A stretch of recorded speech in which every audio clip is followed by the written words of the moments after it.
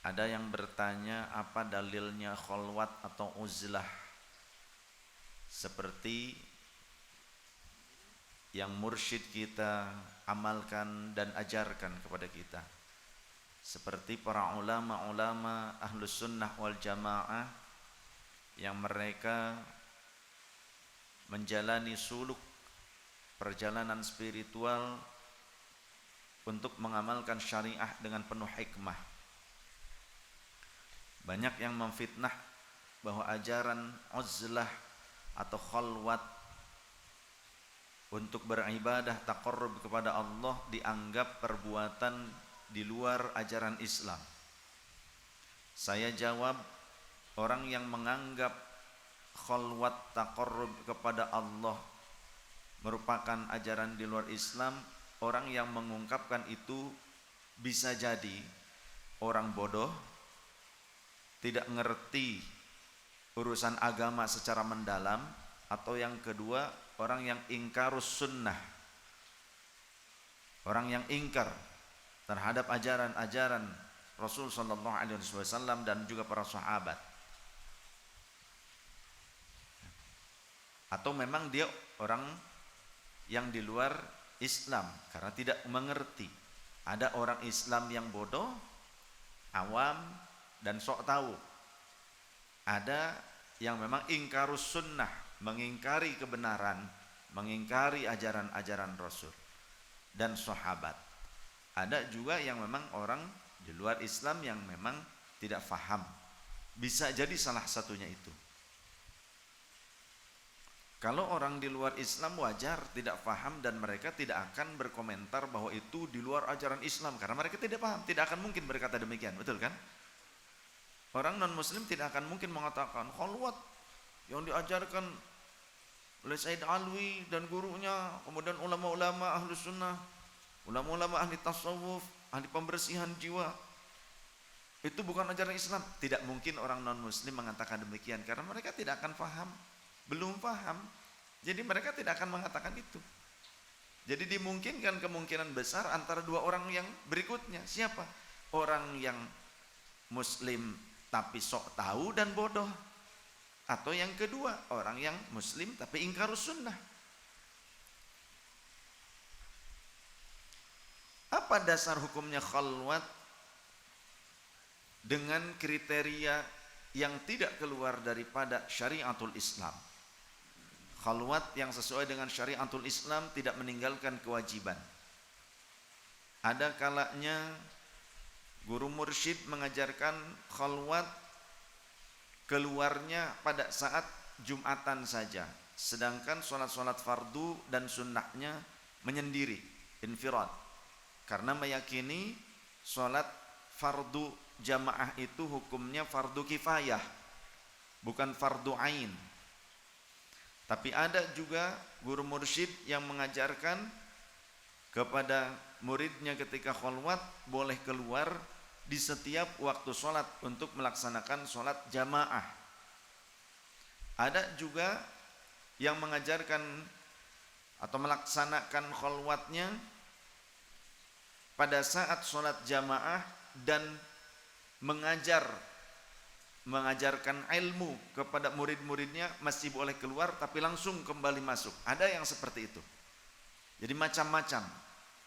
Yang terpenting tidak meninggalkan kewajiban, tidak menyalahi aturan syariat. Jika ada yang keluarnya hanya pada saat Jumatan saja untuk melaksanakan sholat Jum'ah karena harus berjamaah di masjid, tapi sholat fardu dan sholat sunnahnya dalam keadaan munfarid di tempat khalwatnya karena meyakini sholat fardu jamaah itu fardu kifayah, itu bagus, baik, tidak apa-apa. Atau yang setiap waktu sholat dia pergi ke masjid hanya waktu-waktu sholat fardu saja, setelah selesai kemudian dia kembali ke tempat khalwatnya, zikir, wirid di tempat khalwatnya, itu juga bagus. Ada juga yang keluarnya selain sholat fardu berjamaah tapi juga sambil mengajarkan ilmu atau di saat mengajarkan ilmu kepada umat kemudian dia kembali lagi masuk ke tempat khalwatnya, itu juga bagus. Tergantung irsyad, tarbiyah ajaran dari mursyid. Tergantung ajaran dari mursyid. Karena baginda Rasul sallallahu alaihi wasallam juga dibimbing oleh malak Jibril alaihi salam. Beliau khalwat atau uzlah, mengasingkan diri, menyepikan diri dari kerumitan duniawi, dari interaksi dengan manusia. Itu juga karena perintah Allah dan dibimbing oleh Jibril alaihi salam. Khalwat atau uzlah yang tidak menyalahi aturan syariat itu merupakan sunnah para nabi terdahulu, para rasul terdahulu, sampai Sayyiduna Muhammad sallallahu alaihi wasallam, dan juga para wali terdahulu sebelum masa Sayyiduna Muhammad dan para wali kemudian setelah masa Nabi Muhammad sallallahu alaihi wasallam.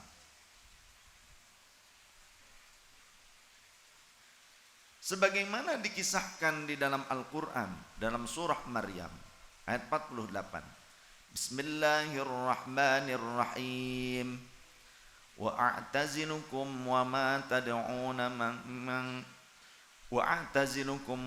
tad'una min dunillahi wa ad'u rabbi asa alla akuna bidu'ai rabbi syaqiyya.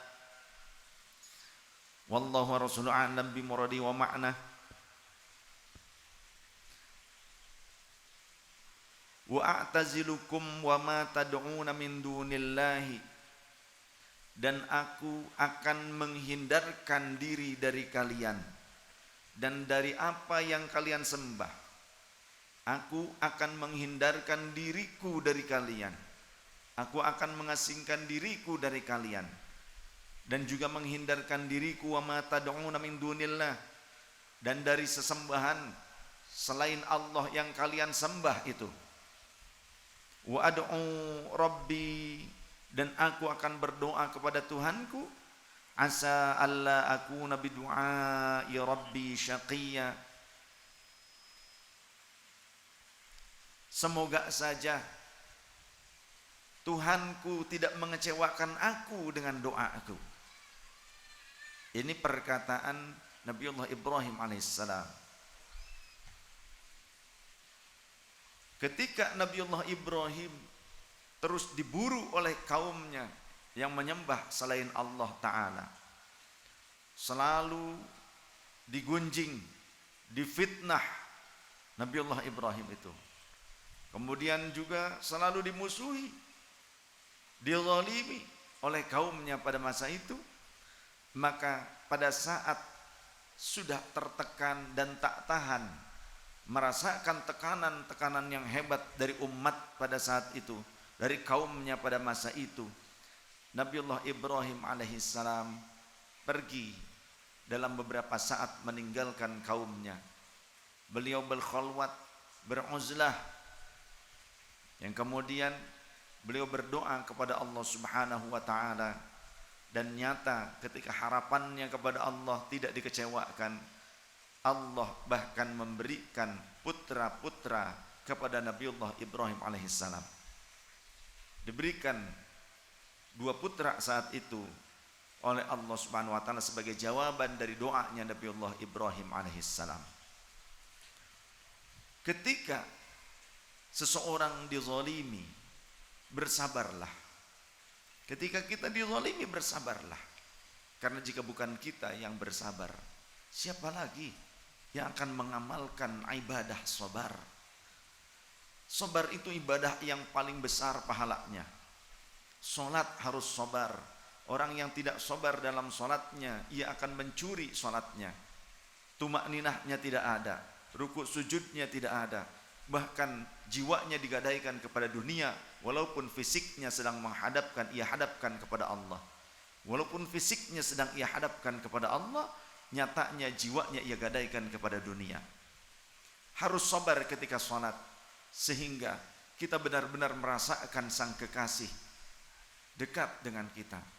Kita merasakan sang kekasih yang sedang kita tuju, yang ketika kita sedang berkeluh kesah kepadanya, yang kita sedang berbisik kepada bumi, tapi ahli langit mendengarnya. Allah bukan di langit, tapi Allah sang pemilik seluruh makhluk yang ada di bumi dan di langit. Dan Allah menempatkan para malaikatnya di langit sebagai bentuk kemuliaan kepada mereka. Tapi tatkala kita berbisik kepada bumi, ahli langit mendengarnya. Maka terlebih Allah sang pemilik penduduk langit dan bumi, Allah lebih dekat dengan kita.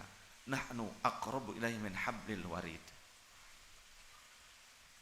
Jangan gadaikan keimanan kita kepada dunia.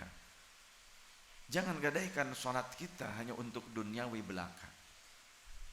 Tapi jadikan salat kita penghambaan, khidmat, pengorbanan yang terindah untuk sang kekasih Allah Azza wa Jalla.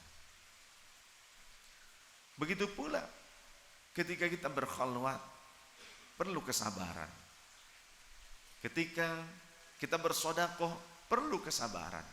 Jika tidak sabar, kita mungkin akan mengungkit-ungkit sedekah kita atau menyakiti orang yang menerimanya. Ketika berdakwah, kita harus sabar. Jika tidak sabar, kita hanya senang dengan pujian orang lain, atau bahkan menjadi ujub, merasa lebih hebat dibandingkan orang lain.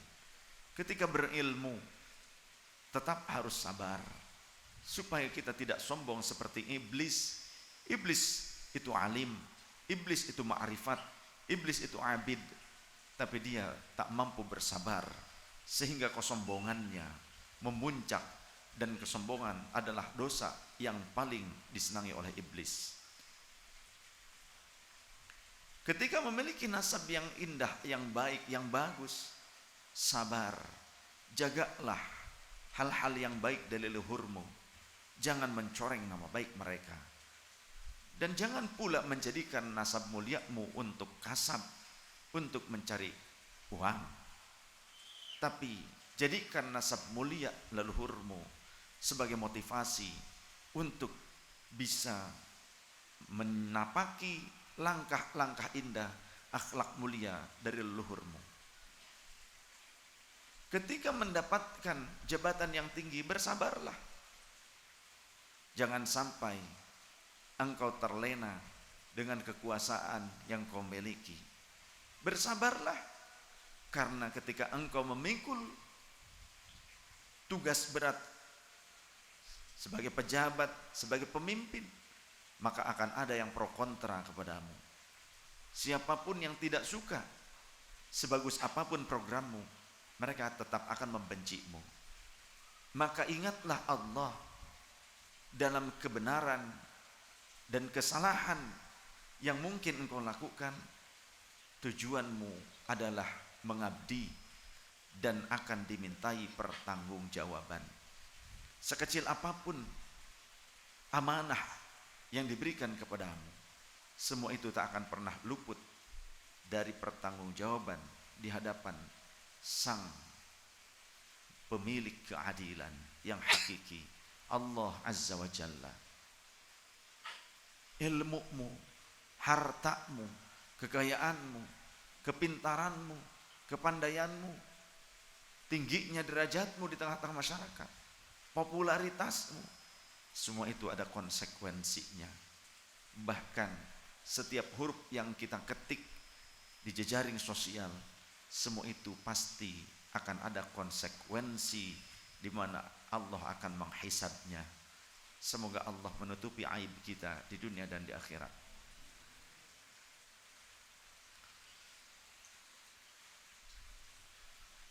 Jika tadi tentang Rasulnya Allah sebelum Nabi Muhammad, contoh bagi kita di mana beliau melakukan uzlah, khalwat, tapi tidak selama-lamanya, karena kemudian waktu Nabiullah Ibrahim juga kembali kepada umatnya. Ada juga selain para nabi dan rasul, walinya Allah, di antaranya Ashabul Kahfi. Bismillahirrahmanirrahim.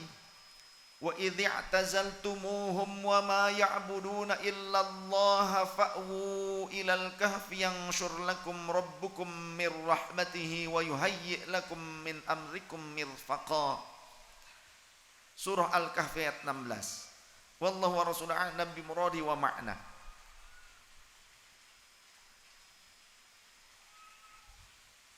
Tatkala mereka Ashabul Kahfi, tatkala mereka para pemuda yang disebut Ashabul Kahfi itu, mereka menjauhkan dirinya dari kaumnya yang zalim dan dari apa yang mereka sembah selain Allah Ta'ala,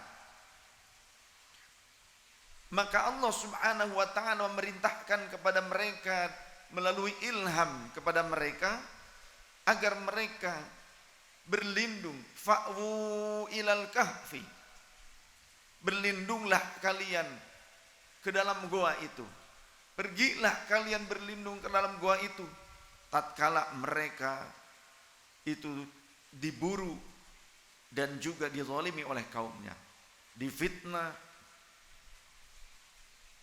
Allah memerintahkan kepada mereka walaupun mereka bukan nabi dan rasul, Allah memerintahkannya melalui ilham kepada mereka.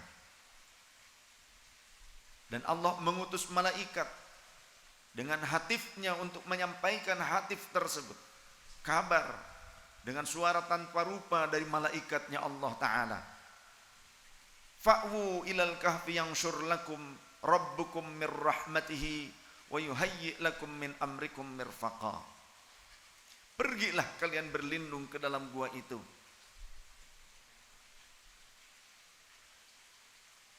Maka niscaya Tuhan kalian akan melimpahkan rahmatnya kepada kalian. Yanshur lakum, akan melimpahkan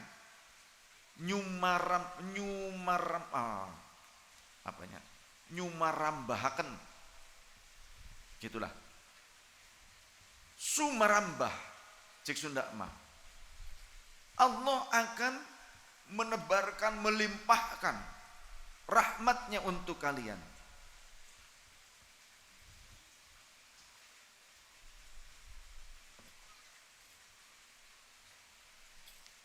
Jadi khalwat ini merupakan perintah Allah Subhanahu wa Ta'ala kepada walinya, bahkan juga kepada rasulnya, di mana pada saat khalwat itu orang-orang yang melaksanakannya mereka akan mendapatkan rahmatnya Allah dan juga akan mendapatkan hikmah, akan mendapatkan rahasia-rahasia yang belum sempat didapatkan di masa sebelumnya.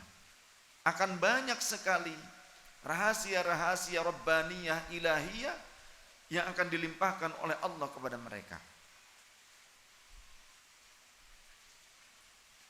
Dan Allah juga akan mengurus urusan-urusan mereka. Allah yang akan membenahi permasalahan yang menghimpit mereka. Allah yang akan memberikan jalan keluar. Allah akan memberikan pertolongan untuk menyelesaikan permasalahan-permasalahan yang mereka sedang hadapi. Kezaliman orang lain, fitnah-fitnah, contoh seperti itu.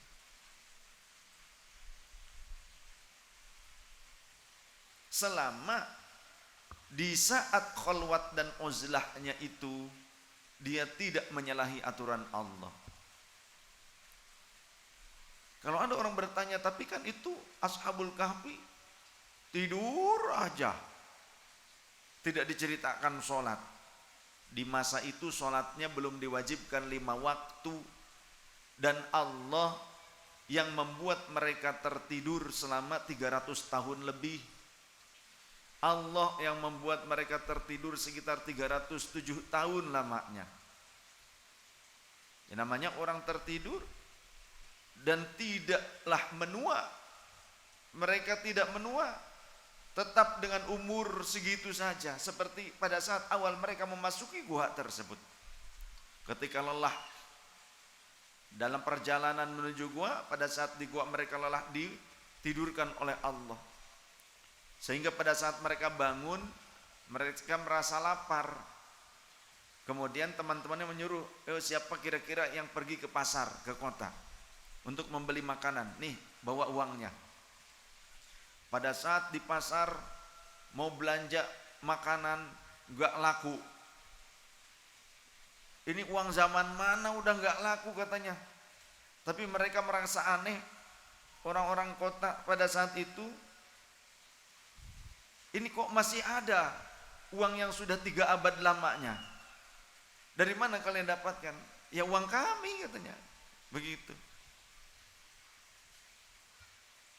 Akhirnya ketika tidak diterima uangnya, mereka mencari sanak kerabat dan keluarga. Ketika barangkali kalau ke sanak keluarga kan tidak diburu, pasti mereka sayanglah.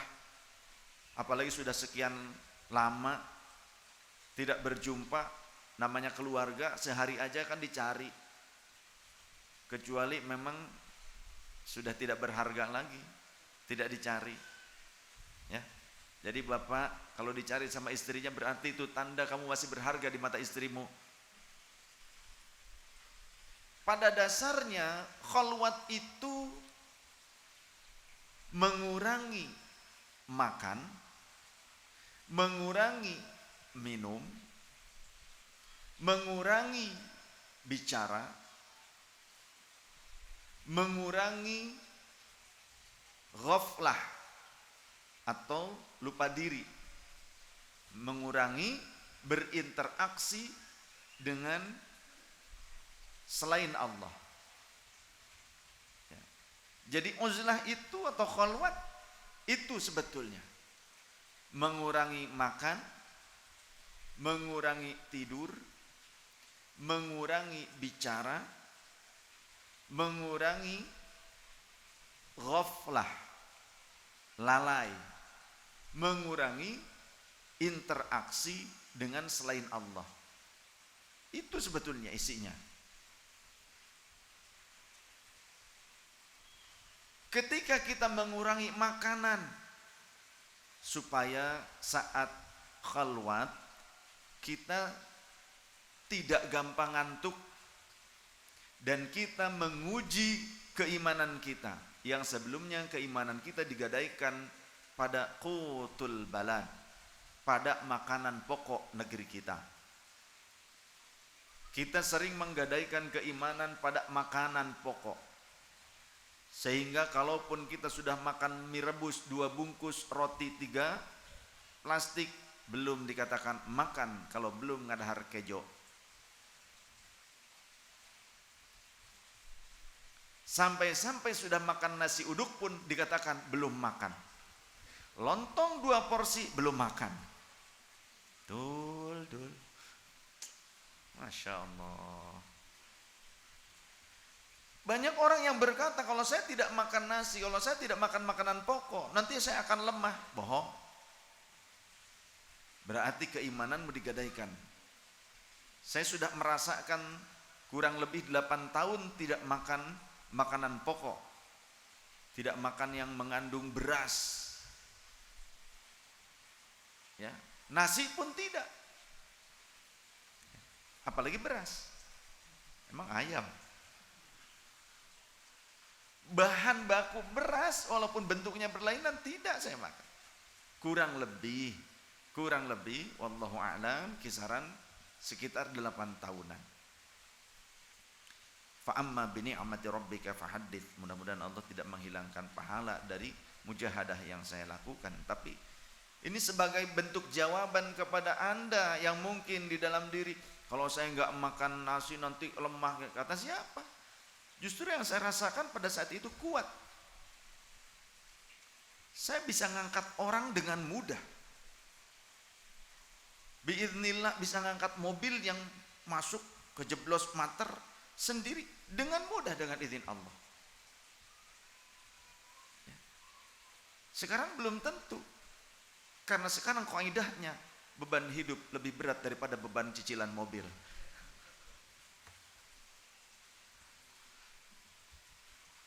Ya nyata. Dulu keluar provinsi kemana, bawa ransel gede isinya berat. Orang kalau ngangkat aja ini berat amat. Ya kemana-mana segala macam dibawa. Kan pengembara, bukan satria bergitar, bukan. Satria berkitab saya mah. Dan bertasbih.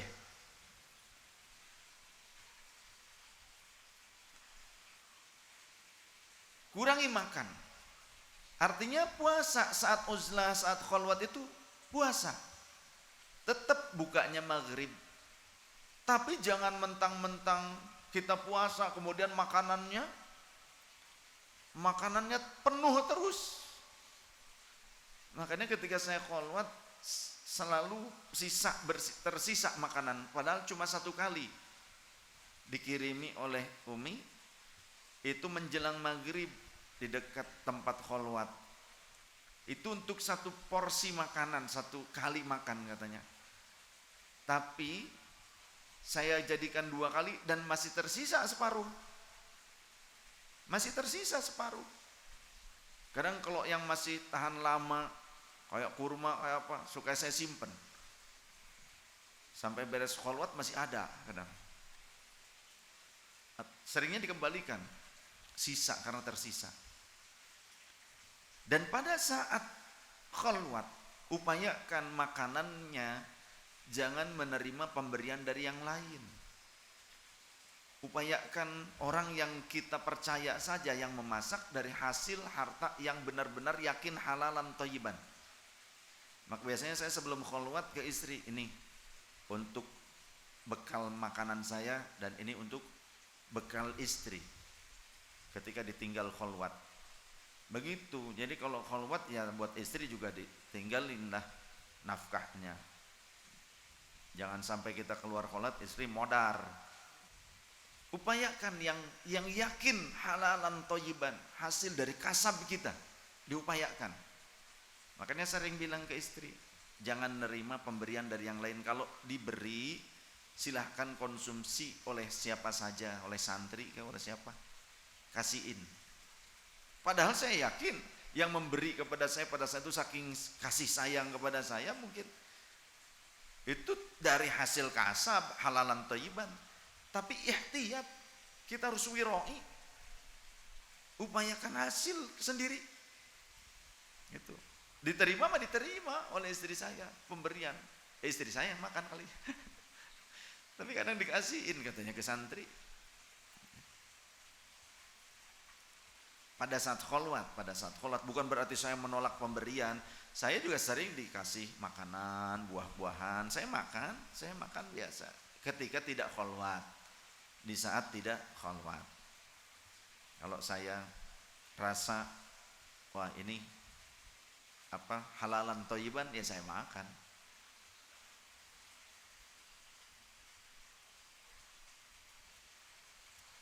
Menyedikitkan tidur. Jangan sampai kita terlalu banyak tidur. Orang yang banyak tidurnya nanti akan banyak lendirnya. Lendir ke otak, membuat dedel, membuat bodoh. Dan akhirnya dia tidak bisa bertafakkur dengan cermat. Jangan banyak makan supaya tidak gampang ngantuk. Jangan banyak tidur supaya kita mengisi seluruh waktu dalam khalwat itu dengan taqarrub kepada Allah. Salat fardu, salat sunnah, wiridan, zikir, tilawatul Quran. Bahkan ketika khalwat dengan niat yang tulus ikhlas kepada Allah, biasanya ada kalanya tidak dikasih ngantuk dan tidak dikasih lelah. Ada kalanya 3 hari 3 malam tidak tidur. Ada kalanya tidur tapi cuma 1 jam. Dari mulai bangun sampai tidur lagi itu full. Menjaga wudu juga, harus menjaga wudu. Menjaga wudu itu bagus. Bahkan ketika mau tidur saja Rasulullah mengajarkan berwudulah kalian dengan wudu seperti yang kalian lakukan untuk sholat. Menjaga wudu itu baik, kebaikan, bukan hanya pas mau sholat saja.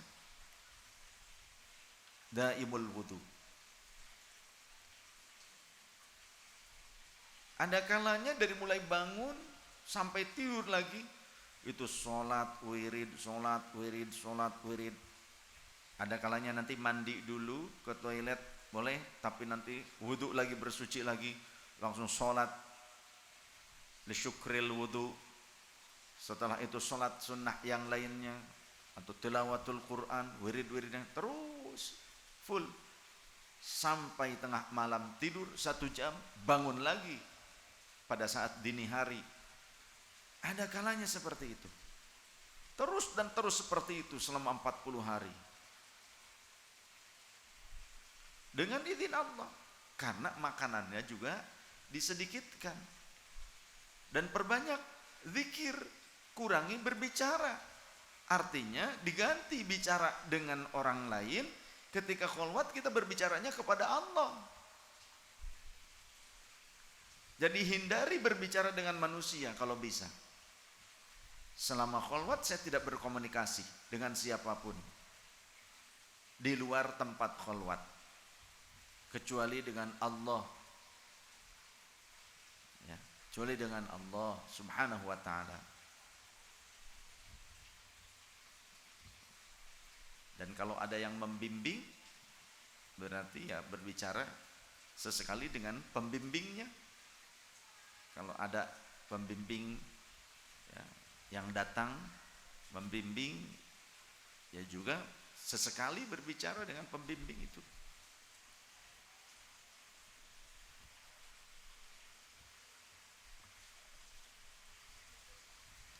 Kemudian mengurangi ghaflah. Ghaflah itu lalai dari Allah. Maka ya harus diisi dengan hal-hal yang terus mengingat Allah Ta'ala. Pemasrahan diri kepada Allah. Zikir, tilawatul Quran, sholat. Hindari yang ghaflah-ghaflah. Makanya hampir full 24 jam. Sampai pada saat akan tidur sejam, bangun, mandi, selalu bersuci. Mandi, kemudian wudu, kemudian lanjutkan sholat lagi. Seperti itulah, coba. Ini bukan menceritakan tentang amal saya ya, tapi maksudnya memberikan sebuah contoh motivasi buat teman-teman. Barangkali ada yang mau kholwat, bagaimana caranya seperti itu. Quran kalau bisa dikhatamkan kalau kholwat, dalam waktu kholwat itu ya 3 hari khatam lah. Kalau enggak mampu setiap hari khatam, 3 hari khatam. 3 hari khatam, 3 hari khatam itu Qurannya. Kemudian zikir istighfar diperbanyak, tahlil la ilaha illallah diperbanyak, sholawat kepada Rasul diperbanyak, zikir Allah, Allah, Allah, tasbih, wirid-wirid yang lainnya. Lakukan. Kemudian mengurangi interaksi dengan manusia. Maka pada saat kholwat yang afdol tidak berjumpa dengan orang lain. Jadi kita menyendiri saja. Menyendiri seperti itu. Kalaupun memang ada kalanya diizinkan oleh mursyid untuk mengajar, pada saat mengajar boleh mengajar, tapi setelah itu kembali kholwat lagi. Ada kalanya seperti itu. Tergantung tarbiyah dari mursyid. Apa sih fadilahnya? Fadilah dari kholwat tersebut ketika diisi dengan amaliyah yang sunnah, menjaga yang fardunya, terus taqarrub kepada Allah, berzikir, wirid, diisi seluruh waktunya dengan taqarrub kepada Allah.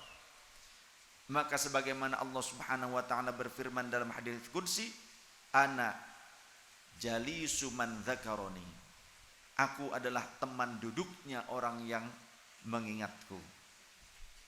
Istilahnya Allah mengistilahkan dengan kalimat itu, ana jalisu man dzakaroni, aku adalah teman duduknya orang yang berzikir kepadaku, yang senantiasa mengingatku. Yakinlah pada saat kita sedang bertaqarrub kepada Allah, berzikir kepada Allah, wirid, mengamalkan wirid-wirid aurat-auratnya tersebut, saat itu kita harus yakini kalimat ini, Allahu syahidi. Ini sebetulnya kalimat Rasulullah nih.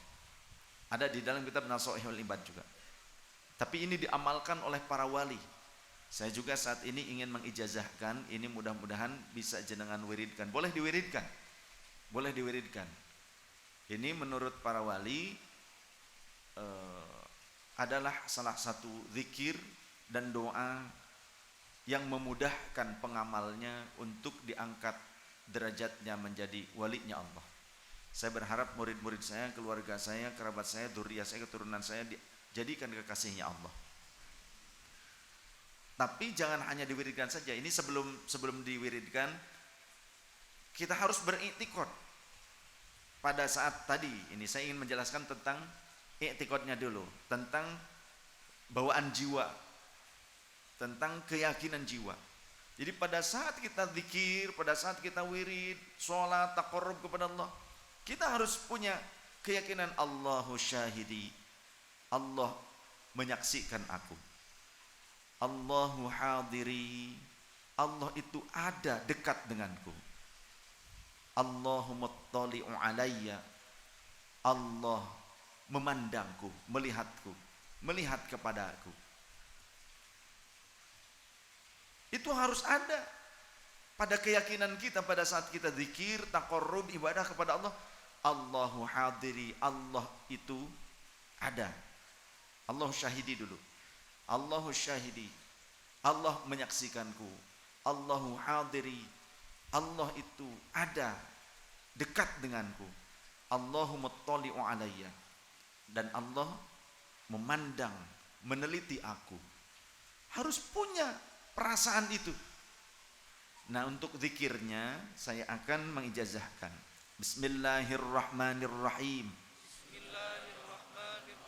Allahu syahidi,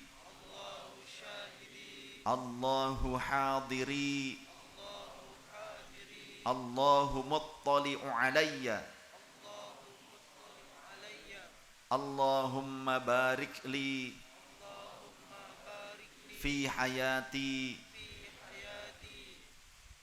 wa mamati wa ba'da wafati birahmatika ya arhamar rahimin.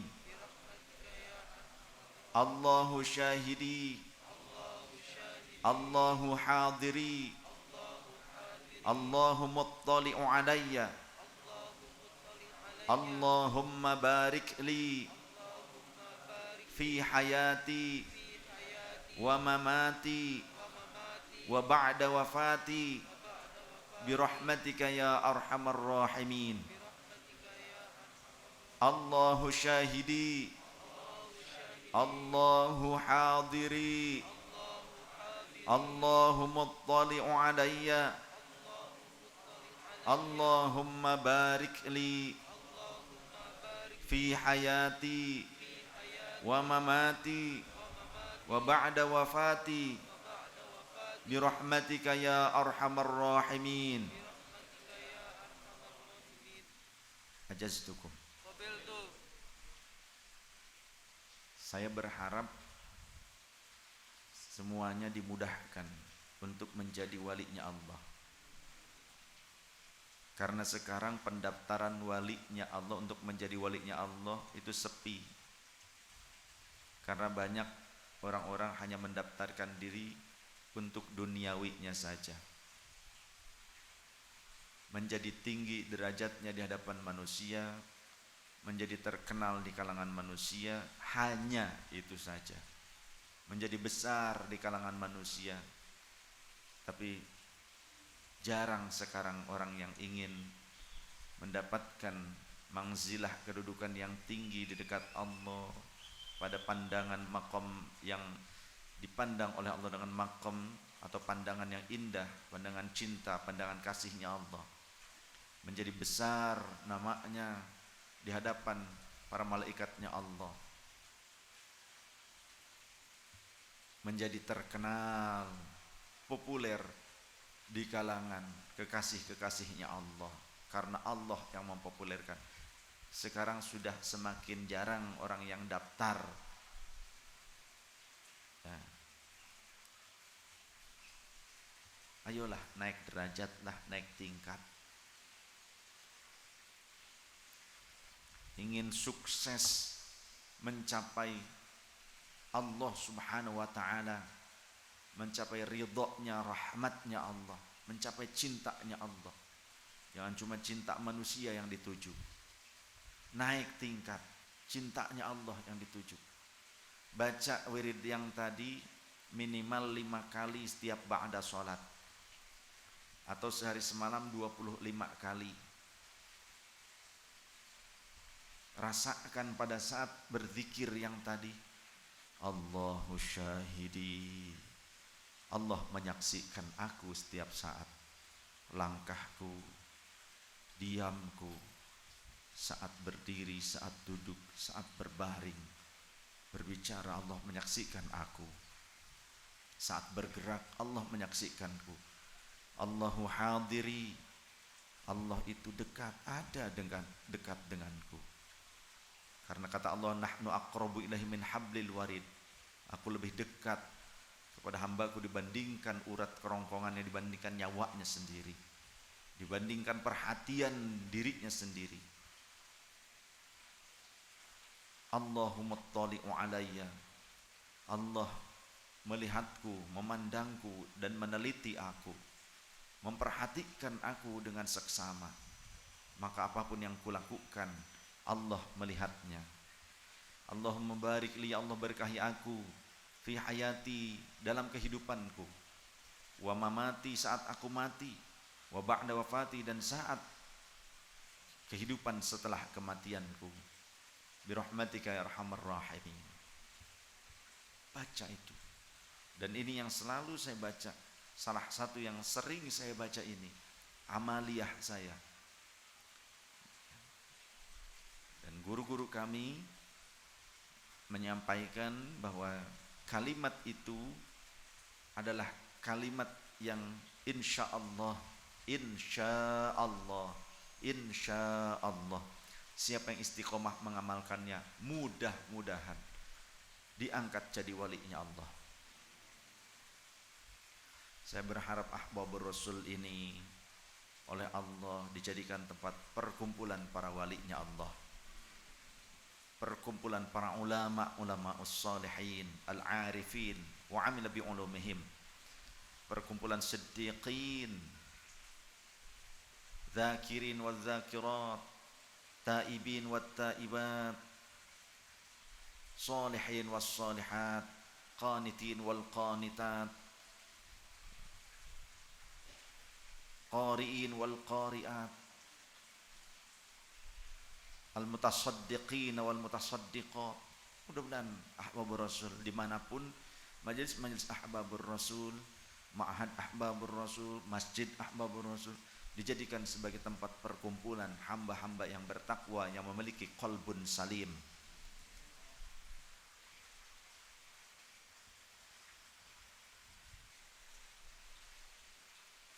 Warwa Syekh Abu Sulaiman Al-Khattabi, Syekh Abu Sulaiman Al-Khattabi telah meriwayatkan bahwa kana Nabi sallallahu alaihi wasallam yakhluqul watan, baginda Rasul sallallahu alaihi wasallam itu mengasingkan diri pernah, ya, beberapa kali, bukan cuma sekali, beberapa kali mengasingkan diri tatkala lamma zaharatil mazalimi, muncul nyata maraknya kezaliman-kezaliman kepada beliau dan para sahabatnya, min Quraisyin wal kuffar, dari orang-orang Quraisy dan orang-orang kafir, sehingga baginda Rasul amaro,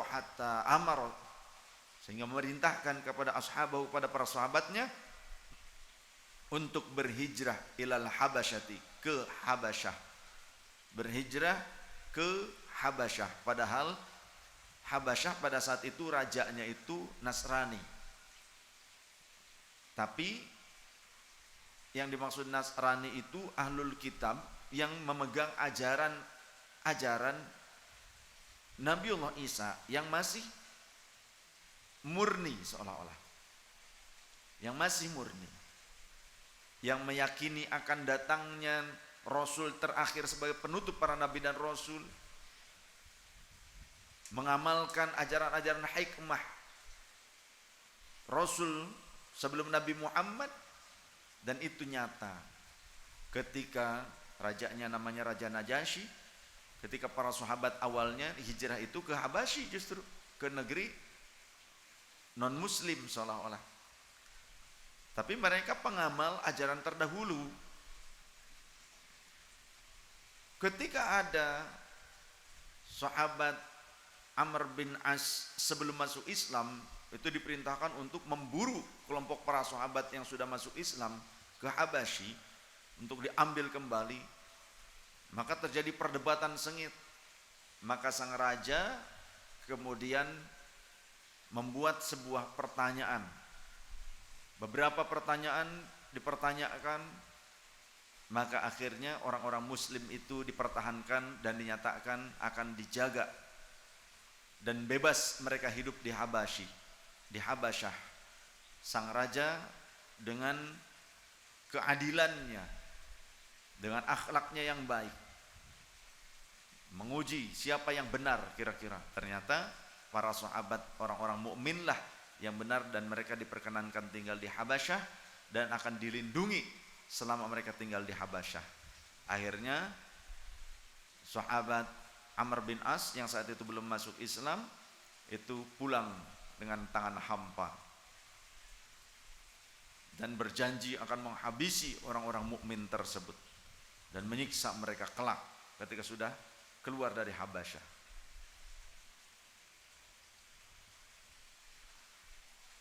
Jadi Rasul juga memerintahkan para sahabat untuk uzlah pada saat itu. Rasulnya sendiri juga berkhalwat. Rasulullah sallallahu alaihi wasallam diriwayatkan dalam beberapa riwayat, di antaranya riwayat dari sahabat Umar ibn al-Khattab radhiyallahu anhu. Wa ruya mukthuhu sallallahu alaihi wasallam fi Jabal Hira 40 yawman qabla al-wahyi. Dulu sebelum turunnya wahyu, baginda Rasul khalwat di Gua Hira selama 40 hari lamanya. Qablal wahyi, pernah. Jadi pernah beberapa hari Rasul di Gua Hira, pernah juga 40 hari di Gua Hira sebelum turunnya wahyu, sampai turunnya wahyu. Nah, ada lagi ketika sudah menjadi Rasul, ya, setelah bi'atsah, setelah diangkat menjadi Rasul, pernah Rasulullah juga khalwat, punya tempat khusus untuk khalwat. Sehingga qala Sayyidina Umar radhiyallahu anhu, Sayyidina Umar pernah berkata ketika Rasul setelah menjadi Rasul dan sahabat Umar sudah menjadi sahabatnya. Ini setelah di Madinah, setelah hijrah, sudah ada di Madinah, Rasulullah juga khalwat pernah. Sehingga kata sahabat Umar, ista'dzantu minal bawabi thalatha marratin.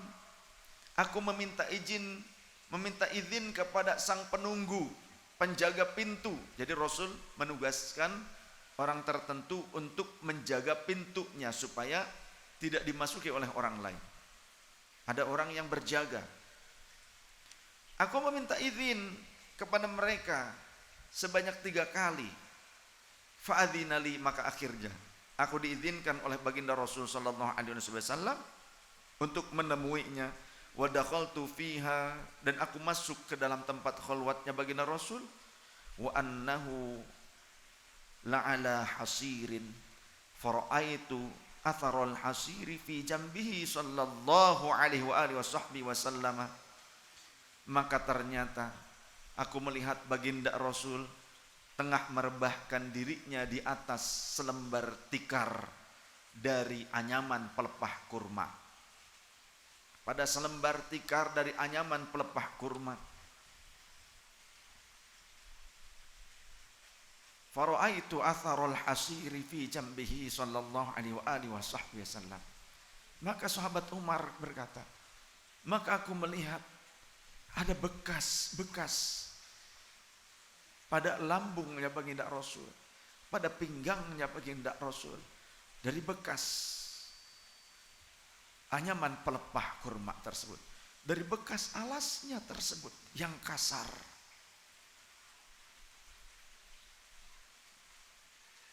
Wa wisadatan min adamin, hashwuha min lifin, wa inda ra'sihi uhubun mu'allaqatun. Dan di kamar itu aku lihat hanya ada bantal dari kulit yang diisi dengan bulu, dan tergantung terjuntai di atas baginda Rasul ada kulit yang terjuntai di atas tempat beliau tidur, mungkin untuk menghalangi jika hujan turun, karena tempatnya tidak nyaman seperti kita, tidak seperti tempat saya kholwat. Atap rumah baginda Rasul, atap tempat kholwatnya baginda Rasul, hanya di pelepah-pelepah kurma yang disusun, yang ditutupkan. Dimungkinkan di saat hujan deras akan bercucuran air. Di saat terik matahari, sinar matahari mungkin akan tembus ke dalam. Maka Rasul menggantungkan sehelai kulit di atasnya.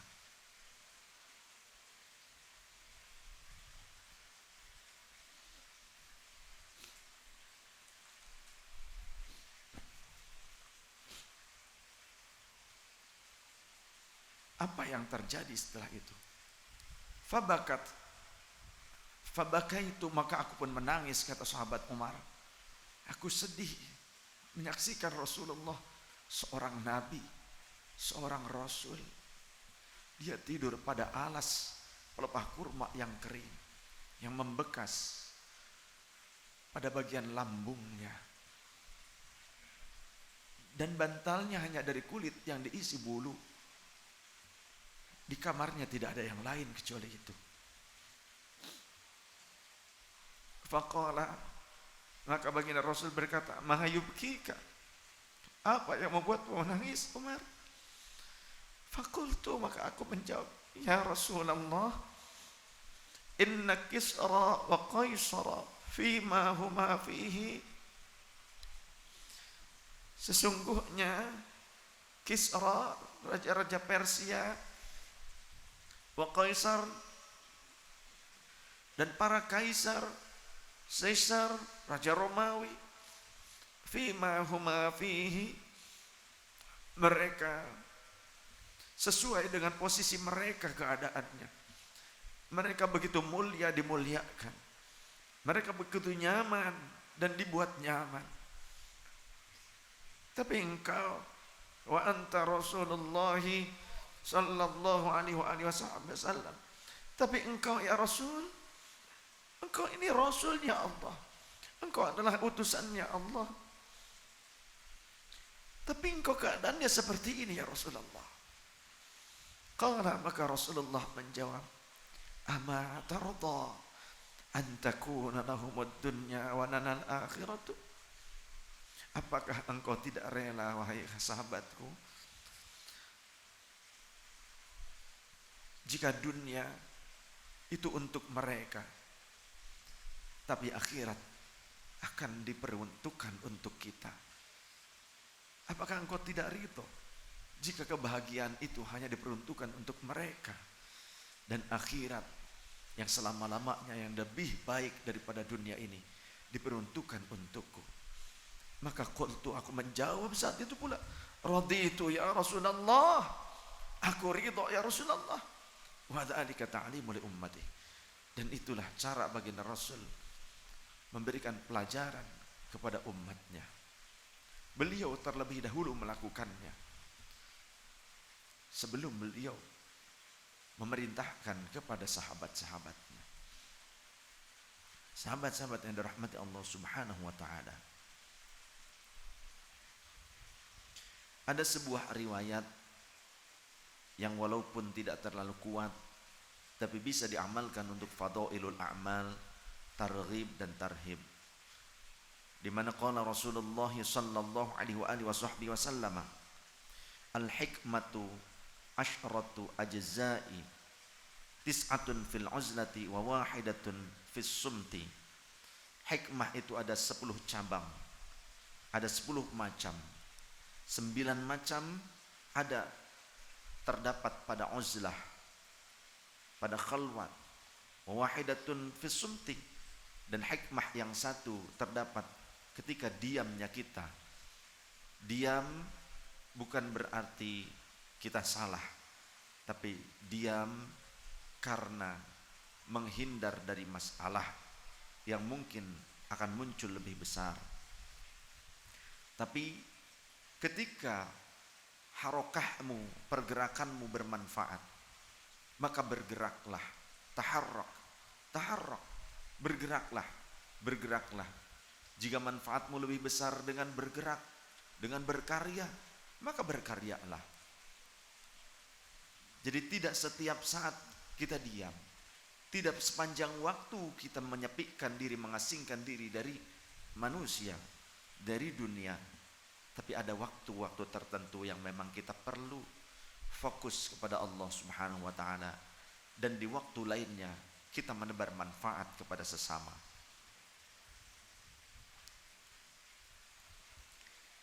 Dari riwayat Imam Ahmad bin Hanbal dalam kitab Az-Zuhdi dan juga riwayat Imam Ibnu Addi,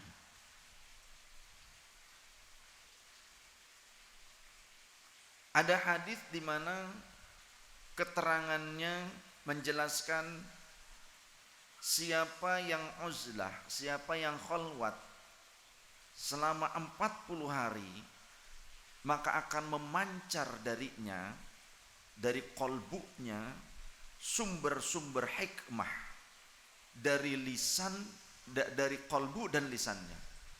Siapa yang melakukan khalwat, yang berkhalwat selama 40 hari, maka akan memancar sumber-sumber hikmah, pancaran-pancaran hikmah, cahaya-cahaya hikmah. Hikmah itu rahasia, rahasia-rahasia ibadah, rahasia-rahasianya Allah Ta'ala yang tersurat ataupun yang tersirat dari kolbu, dari jiwa dan juga lisannya. Ini ada di dalam riwayat Imam Ahmad bin Hanbal dalam kitab Az-Zuhd dan juga riwayat Imam Ibnu Addi. Jemaah yang dirahmati Allah Subhanahu wa taala, yang terpenting dalam khalwat, kita punya guru, kita punya mursyid, punya pembimbing yang memang bisa mengarahkan kita dan tidak keluar daripada syariat. Oleh karenanya sebelum khalwat kita harus mengaji fikih terlebih dahulu. Sebelum khalwat kita harus belajar fikih. Sebelum uzlah kita harus belajar fikih supaya mengerti tata caranya.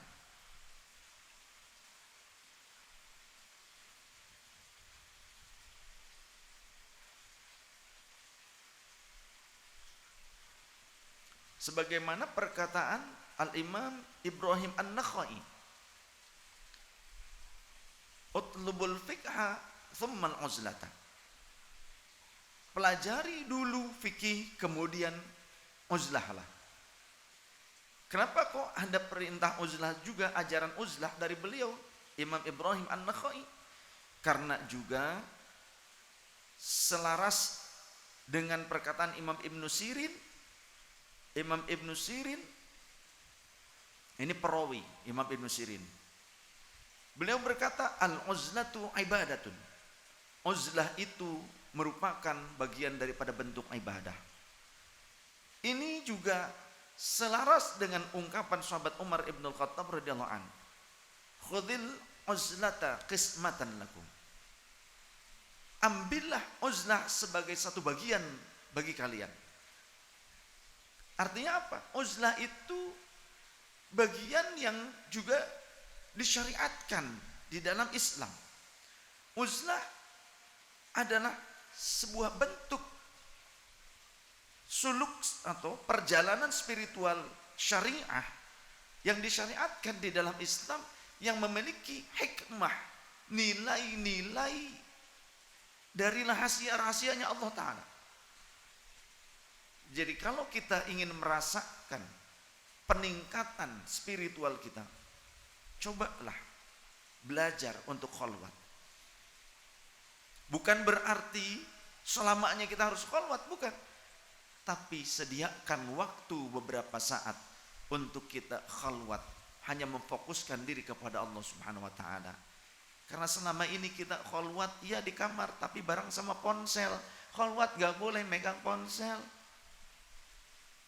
Ponselnya matiin dulu, geprek. Jangan cuma ayam digeprek habis sama kamu, makin tidurnya pules. Selama ini kan kayaknya kalau tidak ada ponsel, seolah-olah kehidupan kita ada di situ. Nyawa seolah-olah ponsel tuh. Nah, ini kesempatan mengobati atau terapi bagi diri kita supaya sembuh dari ketergantungan pada ponsel. Khalwat.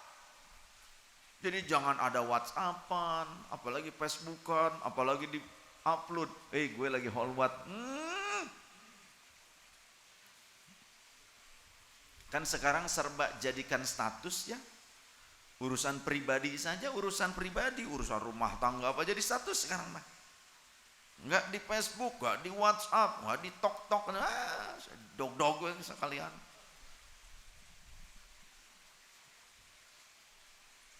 Segala macam hal yang baik, hal yang buruk masuk status semua.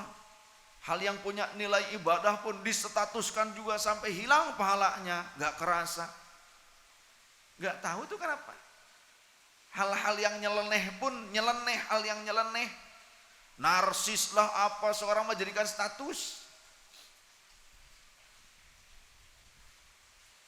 Kamu kira dengan kamu seperti itu, dengan kamu narsis di status itu akan meningkatkan derajatmu di hadapan orang lain? Kamu tidak sadar ada di belakang layar sananya yang menyaksikan narsismu. Itu ternyata ngecek. Ngecek. Coba kalau jenengan lihat orang lain narsis gimana kira-kira? Dah, seneng apa enggak? Kalau seneng samplu berarti. Sabangsa. Nah, hal-hal yang baik saja dijadikan statusnya. Ya, hal-hal yang mengandung hikmah untuk diri kita dan untuk orang lain. Self reminder ada juga yang begitu. Self reminder tapi dijadikan status, bukan self reminder atuh. Pengingat untuk diri sendiri, jadikan status. Gak usah kalau hal-hal yang gitu, gak usah pakai self reminder. Gak usah pakai gitu kalau dijadikan status. Sudah saja untuk diri kita dan untuk orang lain. Niat dakwah, jadi pahala. Man da'a ila hudan atau man da'a ila khairin falahu ajrun mithlu fa'ili. Siapa yang menunjukkan pada hidayah, pada petunjuk, siapa yang menunjukkan pada kebaikan, dia akan mendapatkan pahala sebanyak orang yang mengikutinya. Sekalian dakwah, tong set reminder dakwah. Set reminder nyana status. Mana yang tulis, ceplakeun dina kaca pas ngeunteung tah beungeut sia gitu. Ternyata set reminder. Contoh set reminder. Tulis di kertas, laminating, tempel di toilet. Apa? Siram kloset setelah dipakai. Nah itu set reminder. Karena banyak yang nggak nyiram kloset kan? Ayo. Sudah pakai media sosial itu untuk menyampaikan kebaikan. Dakwah. Sampaikan. Di saat orang lain menggunakannya untuk menipu, mereka biasa saja. Untuk hal-hal yang tidak bermanfaat, tidak memotivasi, cobalah kita menjadi orang yang bermanfaat. Jadikan motivasi untuk orang lain. Ya. Hati-hati nih, banyak yang tidak bijak dengan media sosial. Ada yang bokek nih dompet kayaknya gini, dijadikan status. Dia berharap orang lain kasihan kepada dia. Yang ada kata orang lain lebok, puas. kata orang lain, makin nambah jadi ainun lamah. Jadi keburukan dari pandangan orang karena merasa ini orang tuh kok kayak gini gitu kan. Ternyata malah dipupuas, malah jadi ngedoain, malah semakin terpuruk yang ada. Ya, anak kita umelan dijadikan status, tong dijadikan status geuleuh. Bisa jadi orang lain nanti justru akan mendoakan hal buruk kepada kita atau berkomentar buruk kepada kita. Eta tuh dege indungna teu bisaeun ngurusna. Budak lehoan kitu cenah di-upload pisan. Tong atuh.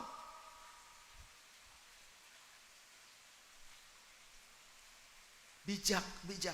Bertorikoh. Makanya semua suami, istri, anak-anak sok bertorikoh supaya sejalan, seiring sejalan.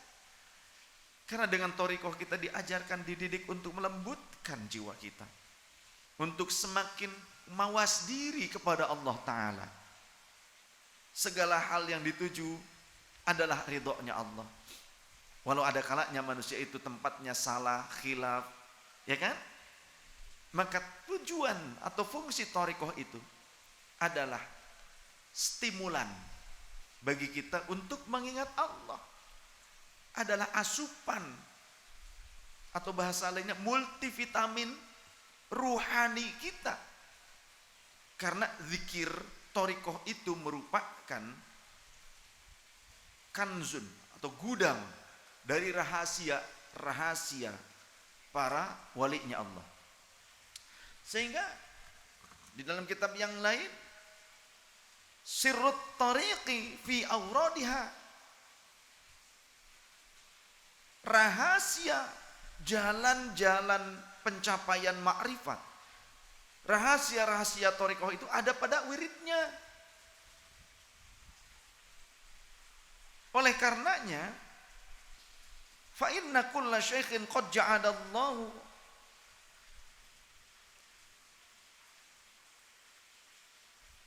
madaduhu wasirru tariqatihi fi awradihi allati ya'mur bihal murida.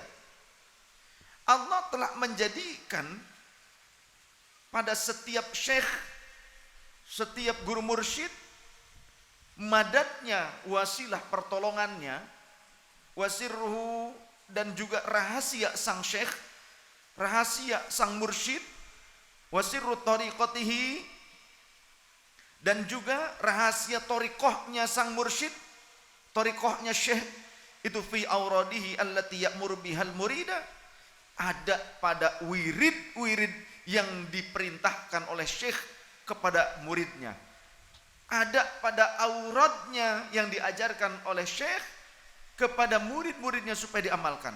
Oleh karenanya, setiap orang yang berbai'ah torikoh atau pengamal torikoh yang memang dalam bai'ahnya dia ingin terjun suluk dalam torikoh, selayaknya jangan meninggalkan zikir-zikir torikoh tersebut, terutama zikir utamanya, zikir harian. Ada juga yang zikir setiap ba'da sholat. Contoh dalam Naqsyabandiyah ada zikir hariannya yang sekali dalam sehari semalam. Dalam torikoh Qadiriyah wan Naqsyabandiyah ada setiap ba'da sholat. Kalau zikir khotam khawajakan itu zikir ratib. Zikir khotam khawajakan itu zikir ratibnya para masyayikh, para mursyid. Dulu kalau ngumpul mereka bacanya zikir ratib tersebut dengan para murid, dengan murid-muridnya. Jadi yang utama itu zikir harian.